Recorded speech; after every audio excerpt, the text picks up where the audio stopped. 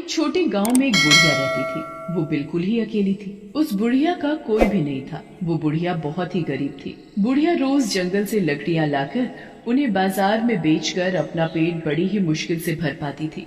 उस बुढ़िया का एक पड़ोसी था सरजू। सरजू ने एक गाय पाल रखी थी जिसका सरजू बिल्कुल भी ध्यान नहीं रखता था। यहाँ तक कि उसे खाने के लिए चारा भी बड़ी ही मुश्किल से देता था।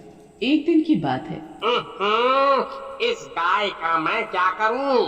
ये गाय दूध वूध तो देती है नहीं, बस सारा दिन चारा ही खाती रहती है। इस गाय को कोई खरीदेगा भी तो नहीं जिसे बेचकर मैं दूसरी नई गाय खरीद लाऊं। सरजू गाय को खाने के लिए चारा तो देता नहीं था, उल्टा उसे मारता और रहता। ये सब बुढ़िया रोज अपने घर से देखा करती। बुढ़िया को उस गाय पर बड़ी दया आती थी। कैसा नासपीटा इंसान है जो गौ माता को मारता रहता है। ऐसे आदमी को तो नरक में भी जगह नहीं मिलेगी।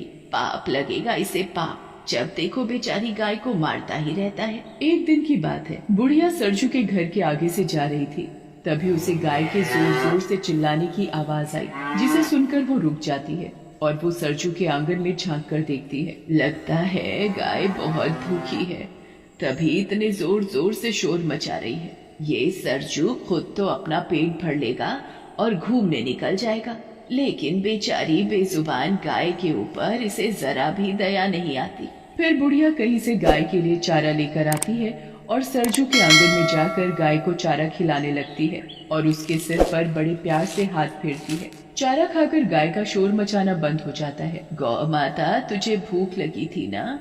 चारा खिलाकर बुढ़िया जैसे ही जाने लगती है तो गौ माता बुढ़िया की साड़ी मुंह में दबा लेती है। गौ माता, अब मुझे जाना होगा। अगर सरजू ने मुझे तेरे साथ देख लिया ना तो सोचेगा मैं गाय चुराने आई हूँ। इससे पहले कि सरजू आए मैं यहाँ से चली जाती हूँ। बुढ़िया को ना चाहते हुए भी वहाँ से जाना पड़ता है और फिर जैसे ही रात होती है, बुढ़िया बेचारी गाय के बारे में सोच सोच कर बड़ी परेशान हो रही थी। फिर पता नहीं कब उस बुढ़िया को नींद आ जाती है और अगली सुबह फिर जैसे ही सुबह होती है, बुढ़िया सीधे सरजू के पास जाती है और उससे कहती है, क्या तू मुझे अपनी गाय बेचेगा? सरजू गाय के बेचने की बात सुनकर अंदर ही अंदर खुश होने लगता है। आज तो लगता है भगवान ने मेरी सुन ली। क्या हुआ सरजू, तू किस सोच में पड़ गया? बता, तू मुझे अपनी गाय बेचेगा? हाँ हाँ माँ, क्यों नहीं। तो ठीक है, ये ले अपने पैसे और गाय मुझे दे। एक बात समझ में नहीं आई अम्मा, तुम इस बूढ़ी गाय का करोगी क्या? तुझे तेरी गाय के पैसे मिल गए ना, बस। बुढ़िया सरजू के हाथ में पैसे पकड़ाकर उससे गाय लेकर अपने घर आ जाती है और गाय को अपने आंगन में एक खूंटे से बांध देती है और उसे हरा हरा चारा खिलाती है और बड़े प्यार से गाय को निहारती है जैसे उसे कोई अपना मिल गया हो। और फिर जैसे ही रात होती है, बुढ़िया गाय के आगे चारा डालकर सोने चली जाती है और अगली सुबह बुढ़िया सवेरे जल्दी जल्दी उठकर गाय का गोबर उठाती और फिर गाय के नीचे से साफ सफाई करके उसे नहलाती धुलाती है और फिर उसे खाने के लिए चारा देती है। ले गौ माता, चारा खा। बुढ़िया गाय को अपने हाथों से चारा खिलाती है। बुढ़िया के पास खुद के लिए खाने को होता या ना होता, पर वो गाय के लिए हमेशा समय से चारा खिलाती और उसकी खूब सेवा करती। वो गाय को जरा भी तकलीफ नहीं होने देती। बुढ़िया रोज रात को सोने से पहले उसे चारा देना नहीं भूलती थी। गाय भी बुढ़िया से बड़ी खुश होती। बुढ़िया की गाय अब पहले से ठीक हो चुकी थी। एक रात बुढ़िया गाय को चारा देकर सोने चली जाती है और जब वो सुबह उठती है और गाय के पास जाती है तो बुढ़िया के तो होश उड़ जाते हैं। ये क्या? गाय ने सोने का गोबर किया? क्योंकि वो गाय कोई मामूली गाय नहीं थी, एक जादुई गाय थी जो सोने का गोबर देती थी। फिर वो बुढ़िया चुपचाप गाय के नीचे से सारा सोने का गोबर उठाकर अपने कमरे में ले जाती है। अरे वाह, गौ माता ने मुझे सोने का गोबर दिया, इससे तो मैं गौ माता के लिए और भी चारा खरीद सकूंगी। फिर वो बुढ़िया सोने का गोबर बाजार में बेचकर गाय के लिए एक सुंदर घंटी खरीदती है और अपने और गाय के लिए बहुत सारा खाना खरीदती है। फिर बुढ़िया अपनी गाय को भी बढ़िया चारा खिलाती और खुद भी पेट भर खाना खाती है। भगवान तेरा बहुत बहुत धन्यवाद इस लाचार बेसहारा बुढ़िया की मदद करने के लिए। फिर जैसे ही शाम होती है, बुढ़िया हमेशा की तरह गाय को चारा देकर सोने चली जाती है और जैसे ही सुबह होती है, बुढ़िया जल्दी उठकर गाय के पास जाती है तो देखती है अरे ये क्या, गौ माता सोने का गोबर दे रही है। मैं इसे टोकरी में भर लेती हूँ और जल्दी से अंदर कमरे में ले जाती हूँ। फिर बुढ़िया गाय के नीचे से सारा सोने का गोबर एक टोकरे में भर कर कमरे में ले जाती है। ये गौ माता तो मेरे लिए वरदान है, वरदान। मैं इसे कल सुबह ही बाजार में बेच आऊंगी। फिर वो बुढ़िया उस गोबर को बाजार में ले जाकर बेच आती है और उन पैसों से अपने लिए बढ़िया सा घर और अपनी सुख सुविधाओं का सामान खरीदती है। अब बुढ़िया को किसी चीज की कोई कमी नहीं थी। अब बुढ़िया धीरे धीरे बहुत अमीर हो गई थी। अब तो बुढ़िया एक बहुत ही बड़े आलीशान घर में रहने लगी थी। उसके पास नौकर चाकर की कोई कमी नहीं थी। बुढ़िया ऐशो आराम की जिंदगी जी रही थी। बुढ़िया को अमीर होता देख सरजू सोच में पड़ जाता है। समझ में नहीं आता, ये बुढ़िया इतनी जल्दी अमीर कैसे बन गई, जैसे इसके हाथ कोई बहुत बड़ा खजाना लग गया हो। पता तो लगाना पड़ेगा, आखिर ये बुढ़िया इतनी जल्दी अमीर कैसे बन गई। फिर सरजू पता लगाने के लिए बुढ़िया के आंगन में पेड़ के पीछे छिपकर रात होने का इंतजार करने लगता है। फिर जैसे ही सुबह होने वाली होती है तो सरजू देखता है कि गाय सोने का गोबर दे रही है।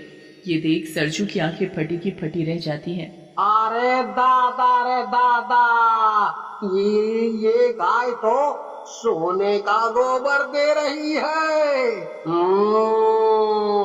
अच्छा, तो अब समझ आया ये बुढ़िया इतनी जल्दी अमीर कैसे बन गई। गाय को सोने का गोबर देते देख सरजू सोचने लगता है। इस बुढ़िया के उठने से पहले मैं गाय के नीचे से सारे का सारा सोने का गोबर उठाकर घर ले जाता हूँ, बुढ़िया को पता ही नहीं चलेगा। फिर जैसे ही सरजू गाय के नीचे से गोबर उठाने लगता है तो गाय एक जोर की लात सरजू को मारती है और मन ही मन कहती है, गोबर लेगा, तेरे तो नसीब में गोबर ही गोबर है। सरजू गाय के नीचे से सोने का गोबर उठाने की लाख कोशिश करता है पर वो सोने का गोबर नहीं उठा पाता। इतने में ही बुढ़िया को आता देख सरजू छिप जाता है। बुढ़िया गाय के नीचे से बड़े आराम से सारा सोने का गोबर उठाकर अंदर कमरे में ले जाती है। अरे, इस गाय ने तो इस बुढ़िया को कुछ कहा भी नहीं। अगर मैं इस गाय का सोने का गोबर नहीं दे सकता तो इस बुढ़िया को भी नहीं लेने दूंगा। और अगले दिन जैसे ही सुबह होती है सरजू सरपंच के पास पहुंच जाता है और बुढ़िया के पास सोने का गोबर देने वाली गाय है के बारे में सरपंच को बताता है। क्या गाय सोने का गोबर देती है? ऐसा कैसे हो सकता है? सरपंच जी, मेरी बात का यकीन करो, मैंने खुद अपनी आँखों से गाय को सोने का गोबर देते हुए देखा है। सोने का गोबर देने वाली गाय के बारे में सुनकर अब तो सरपंच के मन में भी लालच आ जाता है और वो बुढ़िया से गाय लेने के बारे में सोचने लगता है। अगर ऐसी बात है तो मैं तुम्हें माला माल कर दूंगा। तुम मुझे अभी के अभी उस बुढ़िया के पास ले चलो। बूढ़ी अम्मा, मुझे तुम्हारी गाय खरीदनी है। ये सुनकर तो बुढ़िया के पैरों से जमीन खिसक जाती है, पर मुझे अपनी गाय नहीं बेचनी। सरपंच बुढ़िया के हाथ में बहुत सारे पैसों की थैली पकड़ाकर उससे जबरदस्ती गाय खरीदकर अपने घर ले जाता है और उसे अपने कमरे में बांध देता है। ये देख सरपंच की पत्नी सरपंच से पूछती है, मुझे एक बात समझ नहीं आई कि इस गाय को आपने हमारे कमरे में क्यों बांध रखा है? अरे भगवान, ये कोई मामूली गाय नहीं है, सोने का गोबर देने वाली गाय है। भला गाय भी सोने का गोबर देती है? मुझे तो तुम्हारी बात पर जरा भी यकीन नहीं है। जब ये गाय सुबह सोने का गोबर करेगी तब तो यकीन करोगी।